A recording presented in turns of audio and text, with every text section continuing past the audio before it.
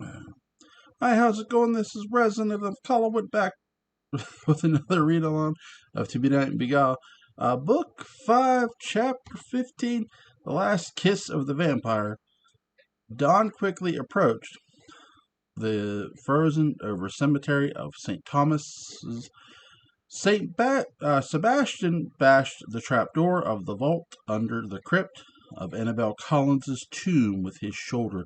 The stones that Jonathan placed on top of the trapdoor rocked back and forth, but could not be toppled. Yeah, Jonathan Deviney, Celeste's half brother, was was he knocked he dragged Sebastian there. He put him there, put some stones over it. But not too good ones. In her own coffin underground, Evie scratched and screamed at the lid, breaking more of her nails. In the process, the air was beginning to thin. The stress on her lungs slowly began to make her feel like the space she was in was even smaller than it really was. She was about to be asphyxiated. Evie began to pray and hope for a miracle, a selfless wish that everything she was going through was a nightmare, and that at any moment she'd wake up in her warm bed at Terramore next to her baby Gabriel's crib. Dear God, please, God, help me, save me, wake me up, wake up, wake up, wake up, she said to herself. Back at the crypt, Evie's voice kept echoing in Sebastian's mind, giving him a powerful incentive to free himself and save her. The force gave him more and more strength. He switched shoulders and bashed again and again on the vault door from below, and finally, with the succession of large blows from his body, the stones above fell over, and Sebastian was able to push himself through from where Jonathan had trapped him and out of the secret grave below the crypt. In a swirling cloud of dust lifting into the air, Sebastian raised himself out of the grave, covered in a ash-colored debris, and screamed into the cold air, a sound of frustrated pain of the agony battle to free himself as his body stretched and became upright again after several days in the tiny coffin of long-dead Annabella Collins. With his body aching and night quickly evaporating into an ice-cold morning, Sebastian used all of his supernatural abilities to find his child's mother, who was slowly slipping unconsciously from the lack of air in her coffin. Every second counted, and Evie had no idea whether or not someone had heard her pleas for help, but Sebastian was determined to find where the screams were coming from. He could sense Evie's life slowly dimming, like a candle at the end of its wick. He trudged through the great graveyard, snow-covered ground, his eyes black as the night that was vanishing, his heart pounding, his chest heaving in large heaps of winter air into his lungs. This gives me like a vision, like you remember when Barnabas was looking through the night and he saw the sun, he saw you know through the night, and Burke Devon comment, "You must have eyes like a cat, Mister Collins," because he couldn't see the sign. That's what that makes me think of. Evie, Evie, he screamed into the wind. Her eyes slowly opened. She whispered his name. Sebastian's ears could hear the very tiniest animal scatter into the snow-covered bushes, and he could hear Evie's fading voice. Finally covered over by a mound of snow was Evie's yet to be marked gravesite. Sebastian could feel her there. Her heart beat like a honing device. He fell to his knees and began shoveling snow with his bare hands until he got to solid ground.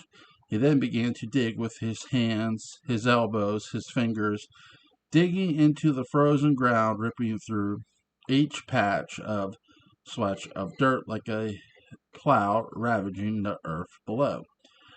His nose dripping, his mouth frothing, his heart breaking as he imagined finally reaching Evie and finding her dead. "Evie, stay awake, please," he screamed down. "Please, Evie, stay awake." "Sebastian," Evie said with a faint voice in reply as she kept pushing herself to breathe and stay awake as long as she could.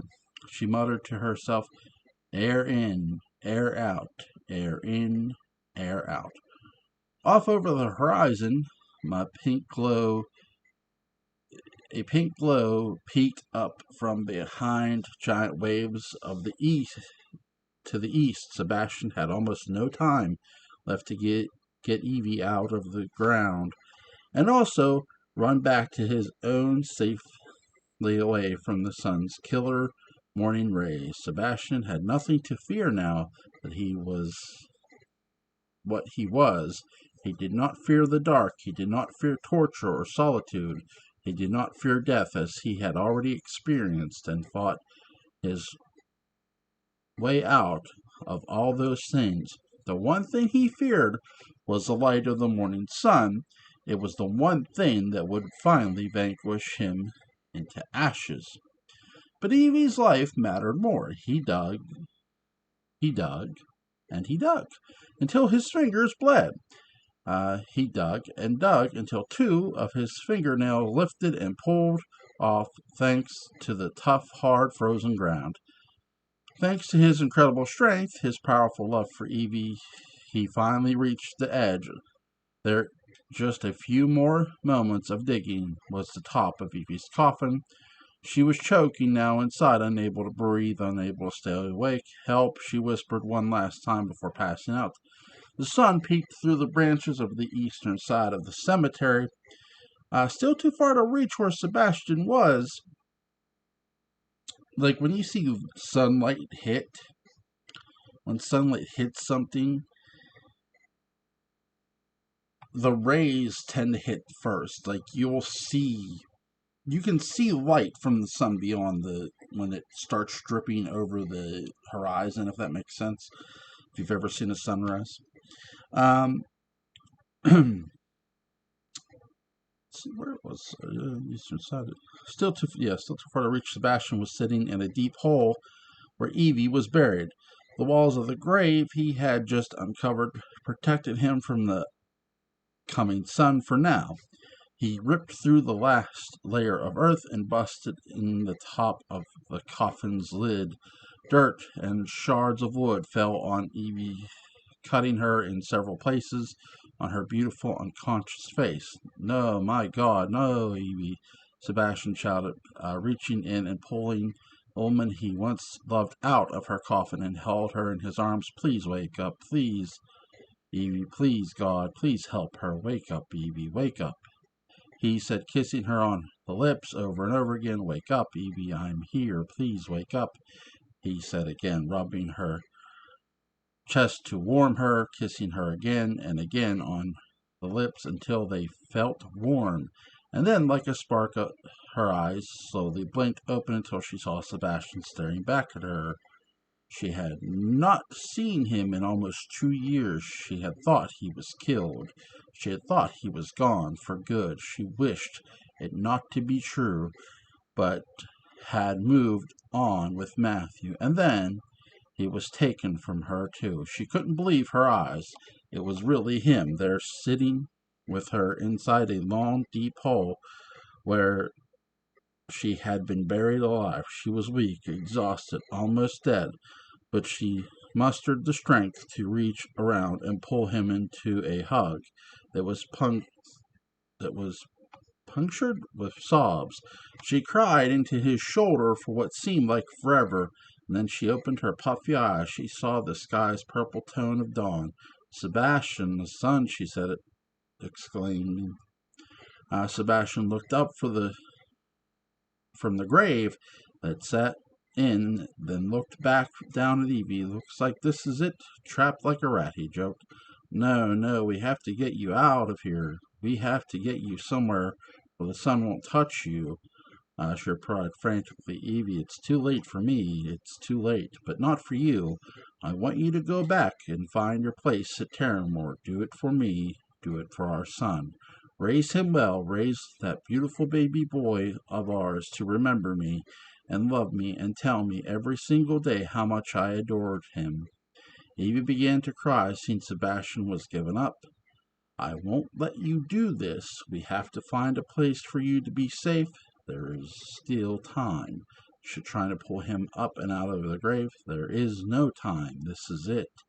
She begged him, but he would not move. She kissed him and hugged him, and they sat there in each other's arms. In the grave she almost died. In the grave he saved her from and waited for the sun to finally peek over the open mouth of cemetery's freshest plot and waited for their final moment together. They held each other in the cold air and felt the silence of the moment. They listened to each other's breathing. They looked into each other's eyes.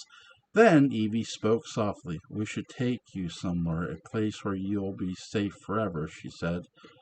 What do you mean? Sebastian wiped away her tears. Well, she began, I don't want anyone to know where you lay. If you do die here, I don't know what will become of you, she said, after a long pause. Ash, just be Ash, he said.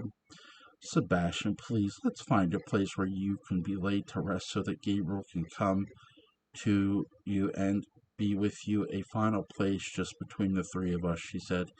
Evie, leave me, just go back to our son, like I said, and he paused to look up at the light, slowly turning the sky from purple to a lavender to a dark turquoise. She looked up, too, and began to cry. Please, she begged, we need to find you a place. He shook his head no, and then they held each other again and waited for the sun to finally reach above the horizon where the sun would touch Sebastian's vampire skin and soon turn his body to ash as the light broke through the skeletal branches of the bare trees of St. Thomas Cemetery. Evie pulled Sebastian closer to her and held him as he too began to sob, awaiting his inevitable fate. I don't want to leave you. I don't want to let go, she sobbed. Not after everything, not after how far we have fought. With his cold hands, he lifted her chin. Their eyes met. He kissed her deeply on her pink lips that stung with the frost from the winter air. Their love, although tormented and thrown into tailspin even before it could truly begin, was real. It was precious. It was theirs. They adored each other no matter what the circumstances really were. There was passion, a fire, and tenderness between them forever. Their love made a beautiful baby boy and would forever last, even if it were just in their memories. The clock was ticking and the sun was rising. Sebastian then again kissed his bride through his tears. Philip shields Morgan from the wolf. That's, oh, Jesus. Poor Morgan. That morning over on Good Island, Mary tended to her young son Caleb. By the way, Caleb's mother is Aurora, which is Evie's mother. His rosy cheeks dimpled when he flashed a gummy grin at his new mother. Mary was so proud of her little boy and how quickly he adapted to his new home. She wondered, however, if the baby had flashes of the mother he'd never met, and inside she hoped she'd be the best mother for him. Now her family was all he had. As the baby nursed in Mary's safe embrace, Charlotte entered the room to be with her mother and new little baby brother. Charlotte sat on the floor at her mother's feet and watched her nursing. She loved seeing the two of them together. She couldn't help feel like she had missed out so many years without Mary by her side, thanks to Jacob taking her away as a little baby. You all right, darling? Mary asked as Caleb burped with pleasure. Charlotte's big blue eyes sparkled with pride as the little boy, as they did when she met her older brother Fabian, whom she missed so much. The young lady noticed, yes, but remained quiet to continue enjoying the sweet moment with her baby brother and mother. He's going to be the luckiest little baby ever to have you as his mamma, Charlotte said, reaching for the baby's hand. Do you really think so? Mary asked, surprised to hear it coming from Charlotte, who she knew still had an aching heart from not having Mary around all these years. Charlotte nodded yes as Mary's lower lip quivered with emotion. Thank you, she whispered. It means everything to me to know that's how you feel. As the two beautiful blondes shared a sweet moment, Philip was out fishing with Morgan by the shore on Good Island. The ice-cold sea splashed up against the stones below, sending a shiver-inducing mist into the air. The two had caught a good group of fish that would last them a handful of days, and the ice cold was beginning to be much for them to stay out. Haul in, Philip shouted to Morgan, who nodded and began packing the nets and fishing lines in the snow. Once all was put away, the two began to the slow, snowy trek back to the cottage, off in the center of the island. As they walked, something felt strange to them. They both felt the cold stare of something watching from beneath the shadowy brush and under the snow. What is it? Morgan asked, as his breath went out in cold, white puffs of air. Philip put his hand across Morgan's chest and slowly pushed the young man behind him as the sounds of something watching them grew more and more intense. Philip put his forefinger over his chapped pink lips and shushed Morgan. As the two stood there, sitting ducks in the snow, a wild wolf leaped out from the brush and attacked Philip. Morgan screamed and fell to the ground and began to move himself in the show by his elbows, trying to reach a thicket of brushes and thorns. He crawled across the ground and entered the thorny bushes, cutting himself all over while thinking Philip was behind him. When Morgan turned and looked back out from the protective thorns, he saw Philip battling the wolf. The wolf and Philip went back and forth, Philip doing his best to keep the beast away from Morgan, but suffering bite and bite in the process. Morgan called for Philip, but he tried to keep the wolf away from where Morgan's voice was coming from, constantly putting himself in the front of the creature whose ribs were showing and mouth was beginning for the bite of something, anything, even the man in front of him. Back at the cottage, Charlotte stood up from the floor in mid-conversation with her mother and began to stare off into the open-facing living room. Mary stood up and seeing her daughter's strange and sudden reaction. What is it? Mary asked, following Charlotte into the living room. Charlotte began to feel her heart race. Her blood pressure soared. She began to sweat and trembled in front of her mother, and then, out of nowhere, she fell to the ground and began to grate and shake uncontrollably. Charlotte! Charlotte, what is it? Mary screamed as she laid Caleb in the crib, then rushed over to her daughter. Charlotte was sensing the danger, the extra violent danger her stepfather, Philip, was in the middle of. Morgan kept screaming for Philip to come to him, but Philip was fending off the wolf as best he could. The hungry animal did his best and finally lunged at Philip's neck, biting him, causing a blood to squirt all over the pristine white snow. Seeing this, Morgan screamed in horror and backed up deeper in the thicket of thorns. Laying there in his own blood, Philip reached for the animal's neck and squeezed. The two, animal and man, locked in a bizarre battle of survival. Philip's blood all over the wolf's gray face and the snow and his neck.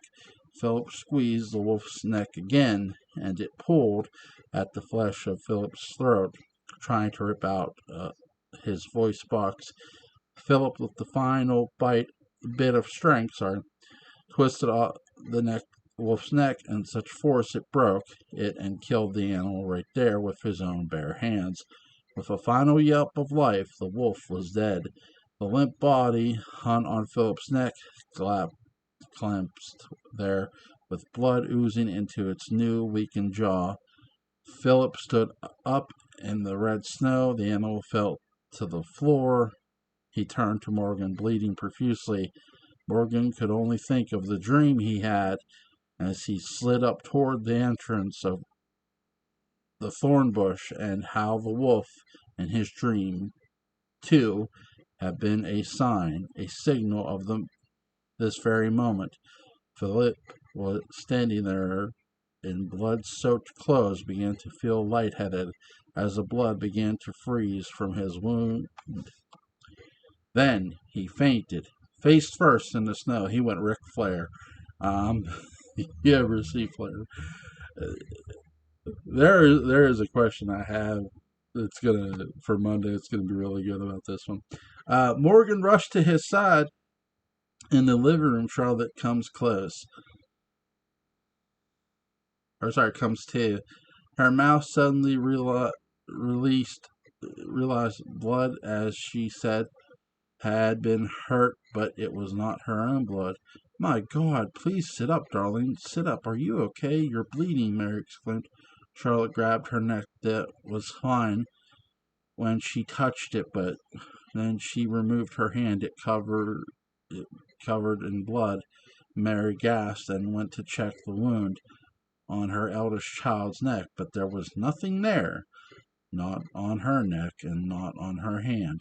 What is happening? Mary asked, knowing now it was part of Charlotte's psychic powers. Wolf, Charlotte said without explanation. The wolf of the wood. Morgan knelt next to Philip's body. His eyes were open, staring up into the sky. He was not breathing. He was not alive. His heart dead. Please wake up, Morgan shouted. Please. As the clouds swirled over two in the forest, the gash on Philip's neck clotted the dark sky, and Philip's pupils dilated. Then a giant gasp of air into his lungs. Philip awoke, breathing into his own. His heart began, his skin going from gray to pink, to then its normal copper tan. You're alive. Thank God you're alive, Morgan said, burying his face into the man's chest, staining it in the process with Philip's blood. Philip was calm. He couldn't understand why he was alive or how, but he was. He patted Morgan on the head. He grabbed a glob of blood-stained snow and pushed it into the gash of his neck. We go cottage, Philip said, his words strained and scattered due to the attack. He and the boy both got up and walked back to the good family cottage where Mary would tend to the wounded. Philip, a long distance away now, just feet from the cottage door, turned back at the howling. His eyes flashed yellow, then back to his normal brown. He was shaken, and together with Morgan limped back into the cottage to seek Mary's healing. All the while in Welshport village, Philip's aunt, Fatima Braga, was in her parlor knitting. She knitted for hours and hours and hours that morning, a large wool blanket she hadn't even begun to knit, with an idea for a reason. She just did it. When she finally finished, she pulled herself up in a tired groaned and looked at what she had done. A large black and gray blanket with the outline of a gray wolf with a black eye howling. A shiver ran up Fatima's back. Lucas says goodbye to his mother. Far away from Welshport Island, the time was nearing the late afternoon. The mysterious man now called Winter, who was found after a shipwreck by Lucas Merle, floating with the ship's debris in the waters of near the Azores Island in the North Atlantic, was standing at a ticket booth, smiling from ear to ear. Lucas and his mystical mother, Sylvania, was standing huddled together for warmth, watching Winter as he purchased his ticket. "Do you think he's ready?" Sylvania asked Lucas in Portuguese. Lucas nodded yes. "It's time he goes back where he comes from. The map we found with him will guide him. It's time." Sylvania took a breath. Is it strange that I will miss him?" Lucas chuckled. "Will you?" "It was like having two sons," she replied, as Winter walked over to them from the ticket booth. "I did it," Winter said. Sylvania gestured to see his ticket. "Cumbres Diaz?" she asked Winter, making sure their secret deal had been made. Lucas furrowed his brow, confused, too. He said, revealing that his mother had asked Winter if he had purchased two tickets, not one. Sylvania turned to Lucas, her beloved son, and held his hands in the cold sea air of the North Atlantic. Her dark eyes welled up with tears as she explained to her son, it was time he found his own way, his own life. I want you to go with him. See to where he is from, and be there with him. This is your chance to experience a new life, a new place. You're going to Welshport, lady? What the? I am old. I want you to have a time that is yours and not cooped up here on the small islands with me. I will be okay," she said to him. Lucas, too, began to tear up. "I can't believe you," he replied to her. "Who will take care of you? Who will be here when you need help going up the steps and walking you to church?" She snickered at her son with a glimmer of playfulness that she hadn't seen in a long time. "I'm old, but I'm not incapable, my love. I will take care of myself, and you will see a new part of this world with Winter." The man known as Winter smiled at his friend Lucas and handed his own ticket to board the large steamship.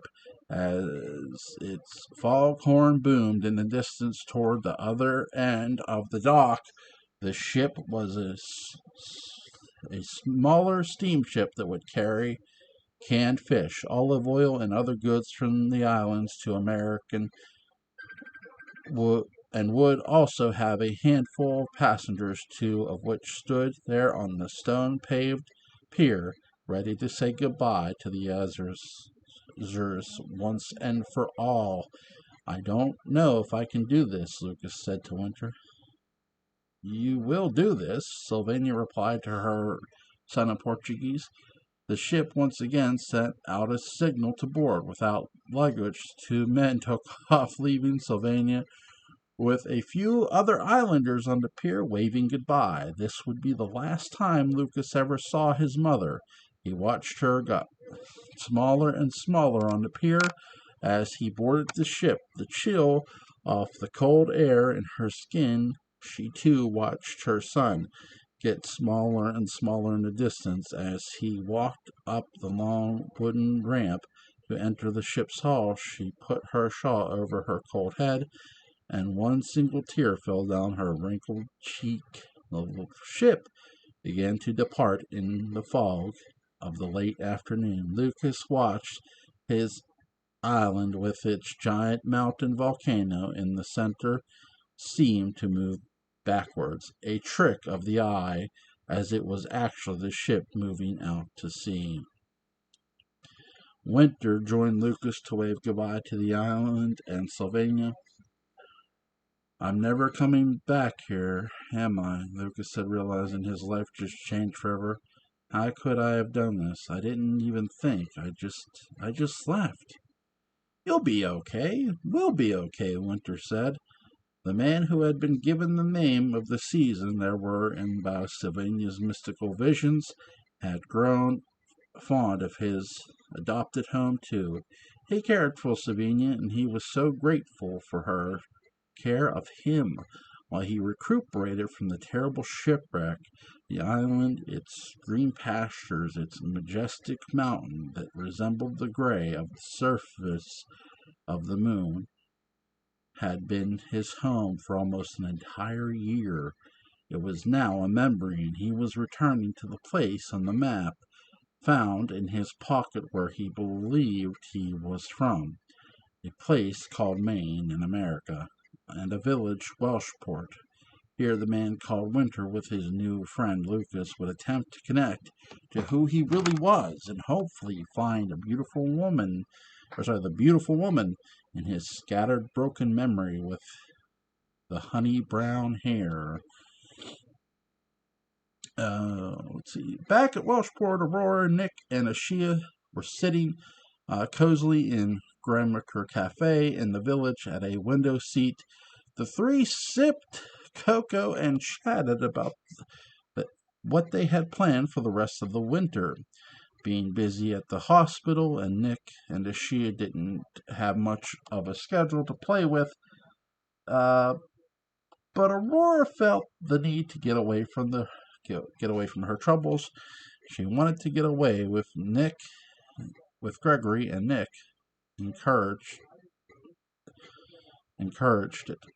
Aurora did everything that she had gone through that year would eventually take its toll on her mental state. A small vacation somewhere, she hoped, would free her from her terrible memories. Aurora, who was still dressed in mourner's black, let's see. Yeah.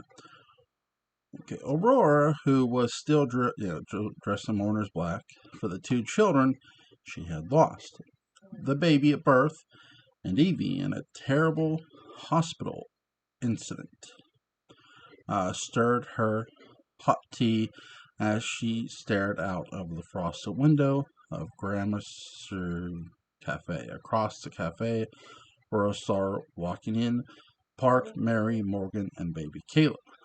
Ashia noticed too. Her heart suddenly sank. Her stomach knotted.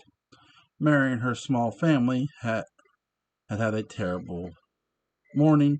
They'd come to the island for medical treatment for Philip, who had been attacked after a fishing trip by a wolf. From the window, Nick could see Mary's worried face as she crossed the cobblestone and looked into the window where she met eyes with the young doctor. Her expression was clearly a face of distress.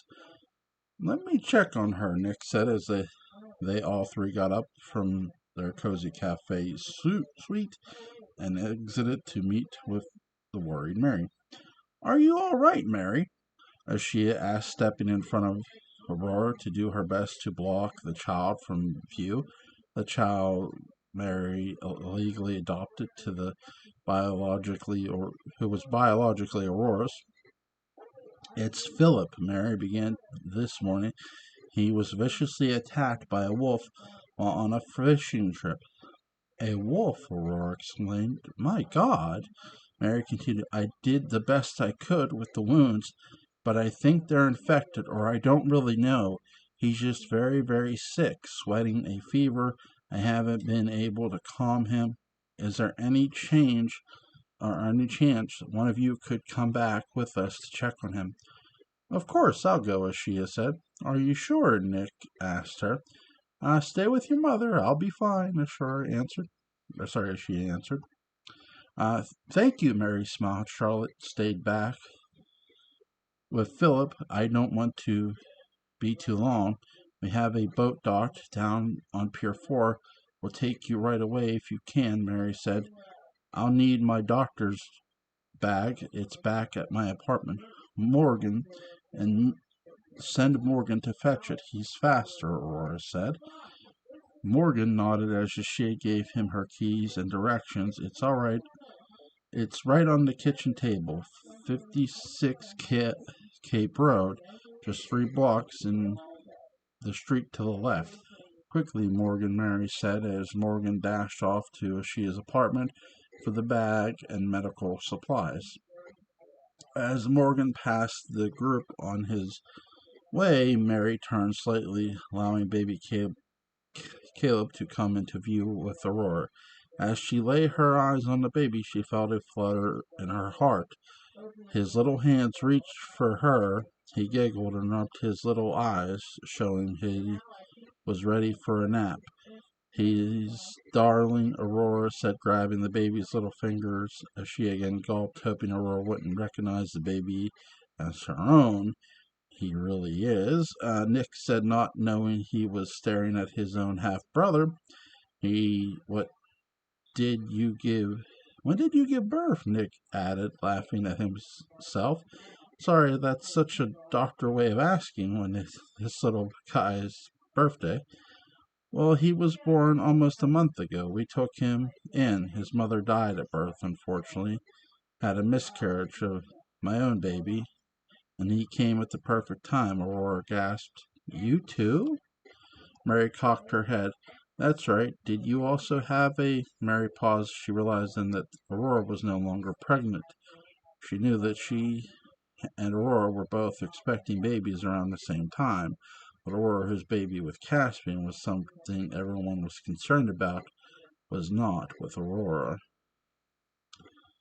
My child did not make it, Aurora answered. Ashia stood there, unsure of how this was going to go.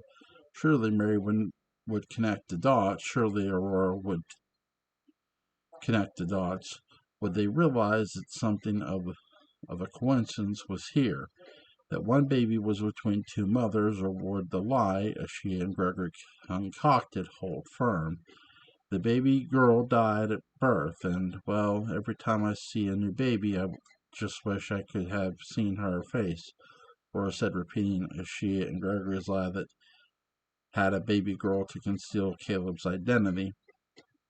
I had a girl too, Mary said. She didn't make it either after the accident. It's been a season of much loss, Nick added. I'm glad this little one here made it and seems happy and healthy. How did he come to you? Before Mary could answer, she interrupted. I helped. What? Aurora asked as Nick, too, furrowed his brow, not knowing his girlfriend had done this for Mary. I had a patient that was very ill and she was expecting a baby. She died when Caleb was born, and Philip knew that Mary was prepared for a baby, and I thought it was too perfect to take. What patient? Nick asked, not remembering a patient at the hospital dying at childbirth. She was a private patient. She died on a house call. She had never seen a doctor, she said, adding to the lie. That's awful, Aurora said as she stared at the baby, whose eyes would not leave its true mother's face. Aurora, he seems to like you, Mary said. He's perfect. Everything about him is perfect. It's strange. He reminds me of you at that age, Nick, Aurora laughed. Nick smiled, but felt strange when he looked at the baby. All of a sudden, Ashia's story seemed too contrived, too perfect, too rehearsed. He thought it was too odd that Ashia wouldn't have told him of this boy's mother's dying. He was surprised she had helped Mary and Philip taken again without even mentioning things to him. They shared everything. They went through the patients as a way to learn from each other, as they both knew to being doctors. All of it seemed like yet another one of Ashia's secrets. He is very cute, Nick replied, as she could tell the wheels in his head were turning. Then, out of nowhere, like a whirling dervish, Morgan appeared with Ashia's doctor bag. I got it, he said. Thank you, Ashia said. Let's go, let's go, she added quickly, getting the baby Mary out of Aurora's sight. I'll be back as soon as Philip is okay. Nick nodded and hugged Ashia rather lightly, and she noticed. The group headed down to Pier 4 where the boat was waiting, leaving Aurora and Nick on the snowy sidewalk outside of Granville Creek Cafe. What is it? Aurora asked Nick, knowing her son had something on his mind by the look on his face. Nothing. Nothing. I just felt strange about Ashia not telling me she helped that child find a home. Nick, she's been very busy. You've been very busy. Goodness, give the girl a break. We can't remember every single little thing that happens on our daily lives. Mother, Nick replied, a bit frustrated. That wasn't just anything. This wasn't just anything. A new mother died, leaving her baby behind. No father, no family. That would have been on my mind all day if it were me who delivered the baby. I would have talked to her about it. I just don't know. Why would she keep it from me? It's not the same, Aurora answered. What? It's not the same situation? She had a lapse in judgment when she kept what she had learned about Alice months ago. She was scared. She was unsure of what to think of that information. But this is different. Don't hold a grudge, son. Grudges only kill love. It'll eat and eat and eat as you for all time, Aurora warned. But what is it? Something she's holding from me. What if there's more to it than just forgetting to tell me, he wondered. Aurora patted her son on the back and then looped her arm into his. Together they walked back to their cushy seat inside the cafe. She asked the waitress for more cocoa and Nick and coffee for her, and then gave him more advice. If you let every little thing bother you like this, your relationship with Ashia will not survive. I think she's a good girl, a good, caring person. She thinks from her heart, and sometimes that can get people in trouble. But it also shows that she's truly someone who loves from her soul, her whole soul. At least that's what I think, Aurora said, sipping her fresh coffee. What if she is hiding something? I mean, I can't just pretend my doubts aren't real or aren't legitimate, Nick countered. Aurora shrugged her shoulders. All I can tell you is to love and trust. The truth will come out, and when it does, I'm sure she will be totally free from any doubts. I believe that. Nick smiled and kissed his mother's hand. It was a flash of optimism from a woman who had been through so much horror in the last 6 to 7 months. He decided to not keep pushing the topic and let it lay in the happy optimism of a woman who had every right to go pessimistic, but choose not to. As the two continued to enjoy their quick break from reality at the cafe, Aura's mind drifted to the face of the adorable boy named Caleb in Mary's arms. She saw his little eyes over and over again in her mind. She couldn't stop thinking about him and how much he truly did look like Nick when he was a baby. She shook the thought out of her mind and drank her coffee. The day she decided would not be shadowed by sad memories and negativity. Aurora needed to have a good day finally. But on the boat to Good Island, as she had panicked, when she returned, she knew she had to get with Gregory and to make sure Aurora did not any more encounters with Mary or Caleb. Their secret would be exposed, and the two conspirators lose everything.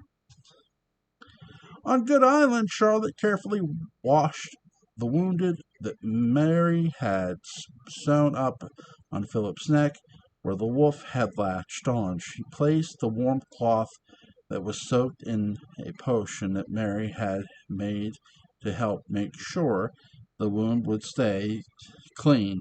But there seemed to be any infection, and Philip sweated and remained asleep in his bed. Charlotte sniffled as she softly cried for the kind man that she knew as her stepfather. She worried that this attack would end his life, and hoped that her mother and the rest of the group would return with medicine. She thought of the conversation at Philip's bedside just before her mother left in search of a doctor. "I'll find something in the book, in my mother's book. There has to be something in there to keep him safe and to heal him, keep him alive." Mary panicked as Charlotte recalled. "A a healing book," Charlotte remembered asking. "Charlotte, listen to me. When the time is right, I will explain everything there there is to know about who your grandmother Eliza was, who I am, and perhaps who you will be. The book I have is a book of spells, a book that sorcerers like me and grandmother Eliza go to heal and help others. I need to find something in it to help Philip." Charlotte remembered her mother grabbing the book and quickly flicking through pages. She was confused and couldn't believe what her mother Mary had told her. And as Mary did search for a spell to reverse the sickness and possible death that would come from the attack, Philip lifted his arm and grabbed Mary's wrist as he lay there, beaten, hurt, and still suffering from the neck wound that had been freshly sewn up. He couldn't speak, Charlotte recalled, but he yanked the book from Mary's hand, and it fell to the floor. It was a clear sign that he wanted nothing of magic. He was done with it. He had seen what it had done to Sebastian, and in fact what it had done to him. He was he was the life force that helped Sebastian to live as he was. "No," Philip said in a whisper of a voice filled with gurgles of blood that came from the wound. "Philip, if I find something in there, and it may be the only way to save you," Mary said as she fell to her knees to better see his face as he lay in bed. "No," he repeated, standing there now, alone with Philip. Charlotte knew he was dead set against any magic from whatever source that book or anything else could muster. But Mary's words continued to echo in Charlotte's mind. "Who you will be, Philip," Charlotte whispered. "I'll be back. I'm going to fetch clean water." Philip, asleep, did not answer. He was alone now in his bed, fighting the bite of the beast from the forest. But he would not be alone for long. The closest door of his bedroom that he shared with Mary slowly opened, and out of the shadowy wardrobe a woman in the dark dress emerged. It was Fatima Braga, Philip's aunt, who had quickly come to Good Island as soon as she saw what became visible in what she knitted. She brought the blanket to show Philip, and had no idea what she would find. Her nephew, close to death, in the bed with a wound from the mouth of a wolf. "My boy, my sweet boy, was this why I was brought back into your life, to watch you die this way? This cannot be the way it all ends. I pray to God, to any God, that it is not the way it ends," she whispered to him. "Oh, she said. Then, in her native Portuguese, she pulled out the dark gray and black blanket she knitted with the wolf on it. "I made this. I don't know why I made this. I didn't set out to make it like this, and yet there it is, the animal that almost taken you from this world." Philip moaned with pain at hearing her voice. "Summon your armor," she said, edging him to wake up. "See, I'm here." He opened his eyes to her, red with blood from the attack, but said nothing to Fatima.